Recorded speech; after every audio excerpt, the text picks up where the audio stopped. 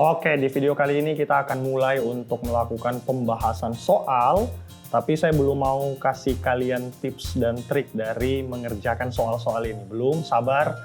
Saya baru mau membahas tentang 7 tipe soal yang paling sering muncul di ujian tingkat perguruan tinggi negeri.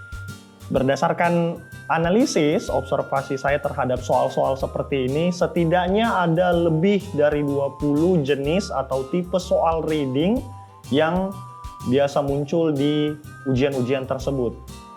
Oke, langsung ke tipe soal yang pertama, yaitu main idea. Kalau di soal bahasa Indonesia, biasa kalian dapat soal yang mencari ide pokok topik dari teks yang ada di atasnya. Kalian bisa lihat di layar kalian. Contoh soalnya seperti ini kalau dalam bahasa Inggris. Nomor 1. What is the topic of the paragraph? Yang dia tanyakan adalah topik dari paragraf di atas. Nah, kebetulan teksnya singkat ya, berupa satu paragraf saja. Mirip kan seperti soal bacaan di bahasa Indonesia. Jadi yang ditanya di sini adalah topik. Itu tipe soal yang pertama, main idea. Tipe soal yang kedua adalah finding information. Kalau dalam soal bacaan bahasa Indonesia, kalian biasa menemukan ada soal yang menanyakan 5W 1H, yaitu mulai dari what, when, who, where, apalagi why, how. Di dalam bahasa Inggris ada juga soal seperti itu. Saya sebutnya dengan finding information atau mencari, menemukan informasi spesifik yang terkandung dalam bacaan. Contoh soalnya kalian bisa lihat. Nomor 2. To get an idea what machine to produce, Carlson went to. Nah, kalau kalian lihat di sini, soal ini seperti terputus ya atau terpotong ya. Carlson pergi ke suatu tempat. Tempatnya apa? Itulah yang ditanyakan pada soal ini. Jadi, soal ini menanyakan keberadaan suatu tempat yang dikunjungi atau didatangi oleh Carlson. Berarti itu pertanyaan where, di mana. Tipe soal kedua yang biasa muncul pada reading comprehension untuk tingkatan perguruan tinggi negeri itu adalah finding information. Tipe soal ketiga yang biasa muncul juga adalah soal pernyataan. Kalian bisa lihat di soal nomor 3 ini.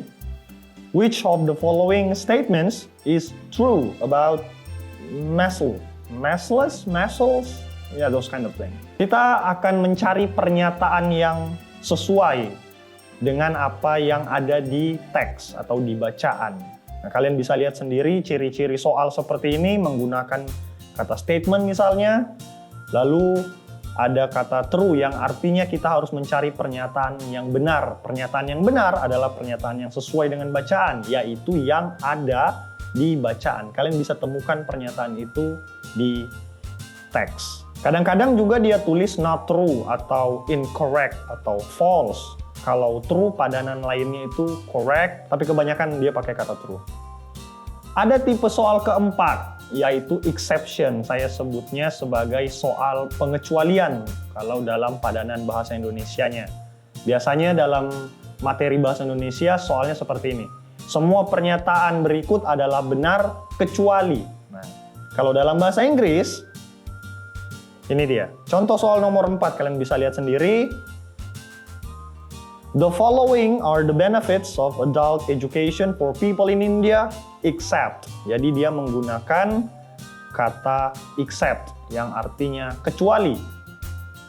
Jadi semua pernyataan ini atau semua opsi ini adalah benefit dari adult education for people in India. Dan itu bisa kalian temukan di bacaan.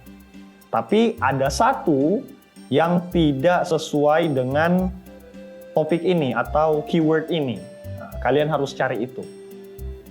Dan teksnya sepertinya agak panjang ya. Ada 1, 2, 3, 4, 5 paragraf.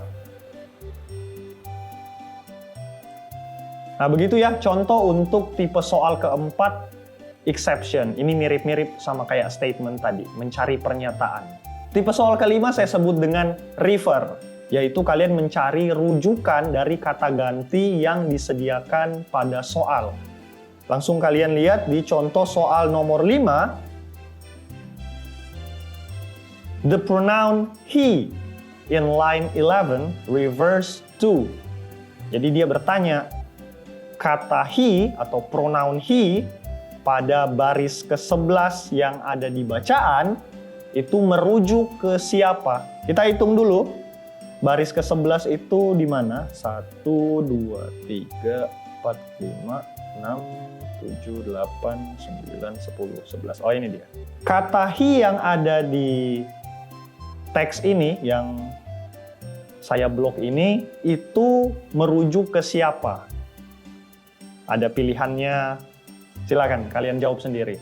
Tapi itulah dia soal tipe kelima, refer, mencari rujukan dari kata ganti yang dimaksud.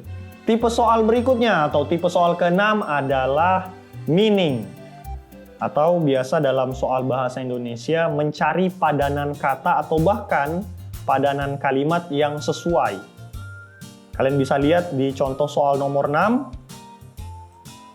The word strikingly in the first paragraph is closest in meaning to. Jadi, yang ditanyakan adalah kata strikingly ini, yang saya blok ini, di paragraf pertama, penting juga untuk kita perhatikan karena dia sudah sebutkan kata apa yang mesti dicari padanannya. Kata strikingly ini mempunyai arti atau makna yang berdekatan dengan, atau istilahnya sinonim dari kata strikingly ini yang mana? Di antara A, B, C, D, E. Nah, kalian harus memiliki kosakata yang cukup banyak untuk bisa mengetahui sinonim ataupun bahkan antonim dari suatu kata. Nah, itu tipe soal ke-6, meaning. Selain daripada meaning dari sebuah kata, tadi saya bilang mungkin juga muncul soal meaning dari suatu kalimat atau klausa. Nah, nanti kita lihat soal-soal seperti itu di video-video berikutnya.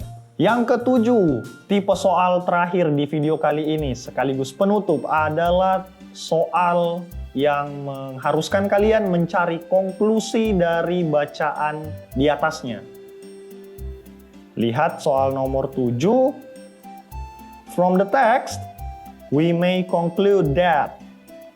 Ada kata conclude yang berarti menyimpulkan. Berdasarkan teks di atas, kita bisa menyimpulkan bahwa ini kita mencari kesimpulan dari teks di atas. Di soal bahasa Indonesia, kalian juga saya yakin sering menemukan soal-soal seperti itu. Kalau soal yang tipe pertama tadi itu mencari ide pokok, kalau soal yang terakhir ini mencari kesimpulan. Ada kata conclude. Biasanya dia juga pakai kata from the text we may know that, atau the conclusion of the text is. Ya, kurang lebih seperti itu. Nanti di video-video berikutnya kita akan bahas 7 tipe soal ini dengan ciri-ciri yang berbeda-beda semua. Dan langsung ke pembahasan bagaimana cara menjawabnya secara cepat dan tepat. So, segitu aja dulu untuk video kali ini. Sampai jumpa di video berikutnya. Dadah!